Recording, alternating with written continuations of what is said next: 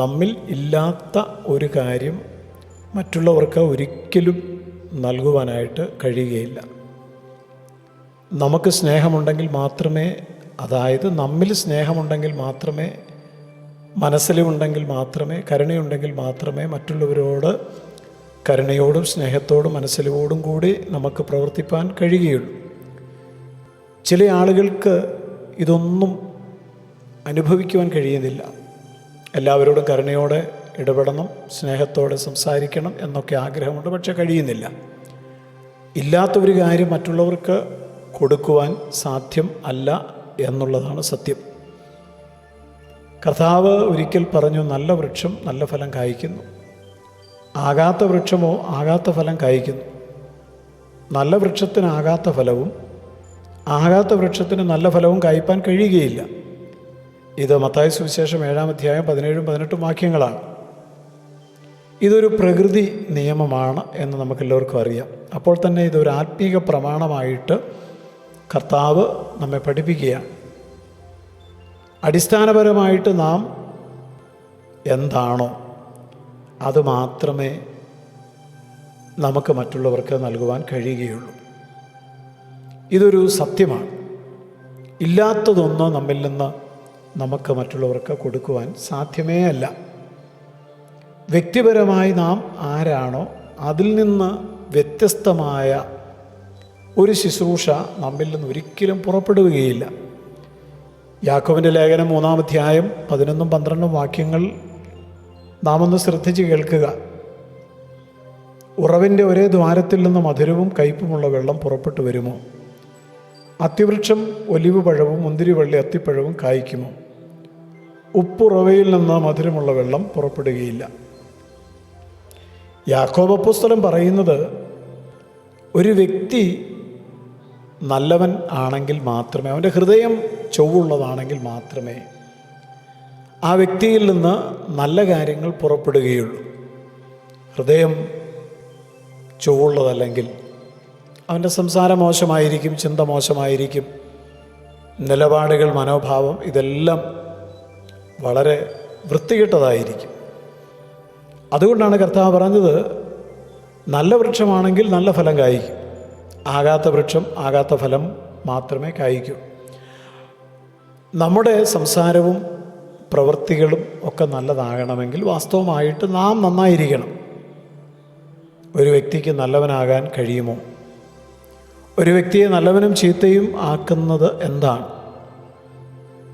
തീർച്ചയായും നമുക്ക് മനസ്സിലാക്കുവാൻ കഴിയും, ആ വ്യക്തിയിൽ ഏത് ആത്മാവാണോ വ്യാപരിച്ചുകൊണ്ടിരിക്കുന്നത് അതനുസരിച്ചാണ് ആ വ്യക്തി നല്ലവനും ചീത്തയുമായിട്ട് മാറുന്നത്.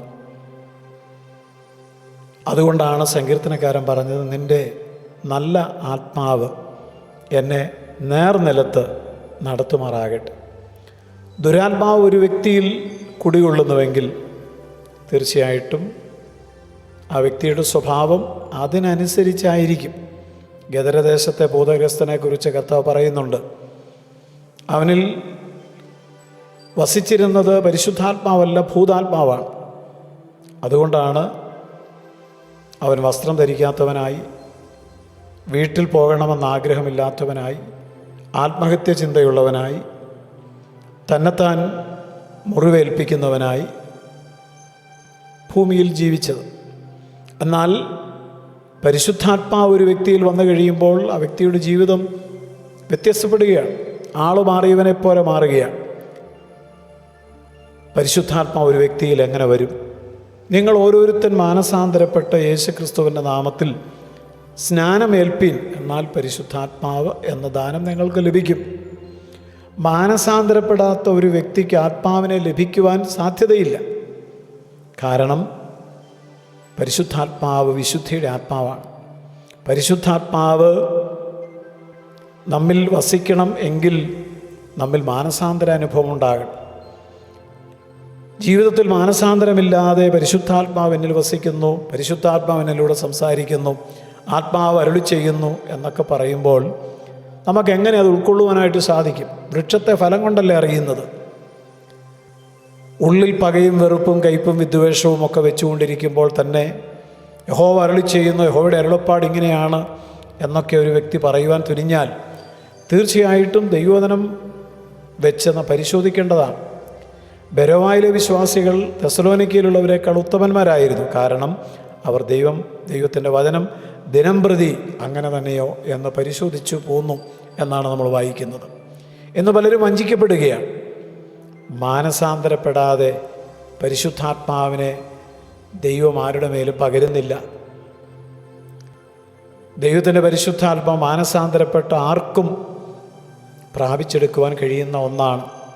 നിങ്ങൾ ഓരോരുത്തരും മാനസാന്തരപ്പെട്ട് യേശുക്രിസ്തുവിൻ്റെ നാമത്തിൽ സ്നാനം ഏൽപ്പീൻ, എന്നാൽ പരിശുദ്ധാത്മാവെന്ന ദാനം നിങ്ങൾക്ക് ലഭിക്കും. ഒരു വ്യക്തിയെ ആത്മാവ് നിയന്ത്രിക്കാൻ തുടങ്ങിയാൽ, ആത്മാവ് നടത്തുവാൻ തുടങ്ങിയാൽ ആ വ്യക്തി നല്ലവനായിട്ട് മാറുകയാണ്. നാം ഇവിടെ കണ്ട കാര്യം, ഒരു വ്യക്തിയെ നല്ലവനാക്കുന്നതും ചീത്തയാക്കുന്നതും ആ വ്യക്തിയിൽ വസിക്കുന്ന ആത്മാവാണ്. അതുകൊണ്ട് നമ്മിൽ ഓരോരുത്തരും പരിശുദ്ധാത്മാവ് തന്നെ വസിക്കണം. ആത്മാവിന് വസിക്കുവാനുള്ള ഇടമായിട്ട് നമ്മുടെ ഹൃദയങ്ങളെ നാം സമർപ്പിച്ചു കൊടുക്കണം. പരിശുദ്ധാത്മാവുള്ളവർക്ക് മാത്രമേ നല്ലൊരു പുനരുത്ഥാനം ലഭിക്കുകയുള്ളൂ. പരിശുദ്ധാത്മാവിനെ അനുസരിച്ച് ജീവിക്കുന്നവർക്ക് മാത്രമേ പാപത്തെ ജയിച്ച്, ലോകമോഹങ്ങളെ ജയിച്ച്, ജഡത്തെ ജയിച്ച് ജയകരമായ ഒരു ക്രിസ്തീയ ജീവിതം നയിപ്പാൻ കഴിയത്തുള്ളൂ. അതുകൊണ്ട് ആത്മാവിനെ അനുസരിച്ച് ജീവിപ്പാൻ നമുക്ക് സമർപ്പിച്ചു കൊടുക്കാം. നമുക്ക് നല്ല ഫലം കായ്ക്കുന്ന നല്ല വൃക്ഷങ്ങളായിരിക്കാം. പരിശുദ്ധ പിതാവേ, ആകാത്ത വൃക്ഷം ആകാത്ത ഫലം കായ്ക്കുന്നു, നല്ല വൃക്ഷം നല്ല ഫലം കായ്ക്കുന്നു. ഞങ്ങൾക്കുള്ളത് മാത്രമേ മറ്റുള്ളവർക്ക് നൽകുവാൻ കഴിയുകയുള്ളൂ എന്നുള്ള സത്യം ഞങ്ങൾ മനസ്സിലാക്കുന്നു. അതുകൊണ്ട് ഞങ്ങളിൽ ആത്മാവിൻ്റെ ഫലങ്ങൾ കൂടുതൽ വർദ്ധിച്ചു വരുവാൻ, അത് മറ്റുള്ളവർക്ക് പങ്കിടുവാൻ, നല്ല വൃക്ഷങ്ങളായിട്ട് നിൽക്കുവാൻ അവിടുന്ന് കൃപ നൽകണം. ക്രിസ്തുയേശുവിൻ നാമത്തിൽ തന്നെ ആമേൻ.